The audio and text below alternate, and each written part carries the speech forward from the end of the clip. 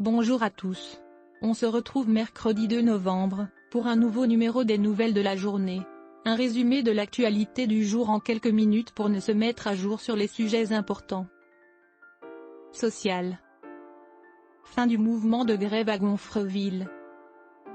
La grève débutée il y a environ un mois vient de prendre fin dans la raffinerie de Total Energy dans la ville de Gonfreville-Orcher en Seine-Maritime. Un accord a été trouvé entre la direction et le syndicat ce lundi. Le mouvement de grève dans cette raffinerie avait débuté le 27 septembre. La CGT demandait une augmentation de salaire de 10%. À Gonfreville sont raffinés approximativement 12 millions de tonnes de pétrole brut par an, soit 12% de la capacité de raffinage en France, selon Total Energy. Politique. Élections en Israël. Benjamin Netanyahou est peut-être sur le point de renouer avec le pouvoir. Son parti politique, le Likoud, vire en tête des élections législatives qui ont lieu en ce moment. Bien que les résultats définitifs ne soient pas encore connus, l'ancien Premier ministre est bien placé pour un retour au pouvoir. Avec ses alliés, le bloc de Benjamin Netanyahou compterait 65 sièges, soit 4 de plus que la majorité. Sport.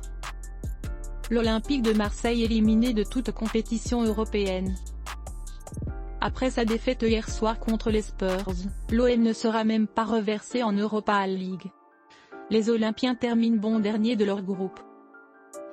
Les hommes de Tudor avaient pourtant bien commencé la rencontre en menant au score à la fin de la première période, et en tenant sa qualification jusqu'à un contre-assassin des Anglais à la dernière minute du temps réglementaire. La campagne européenne s'arrête ici pour les joueurs du sud de la France. Le PSG quant à lui joue ce soir pour la première place de son groupe contre la Juventus de Turin. Les Parisiens sont déjà qualifiés pour les huitièmes de finale et visent la première place de leur groupe.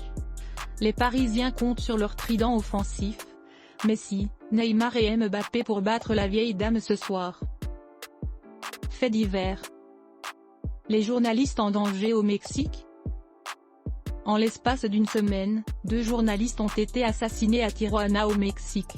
Il est dangereux d'être journaliste au Mexique. En effet, en l'espace de 6 jours, Margarito Martinez et Lourdes Maldonado ont perdu la vie. 2 meurtres qui illustrent les dangers auxquels les journalistes mexicains sont confrontés dans l'exercice de leur métier. Merci d'avoir regardé cette vidéo. Si elle vous a plu, n'oubliez pas de laisser le pouce bleu, abonnez-vous et activez la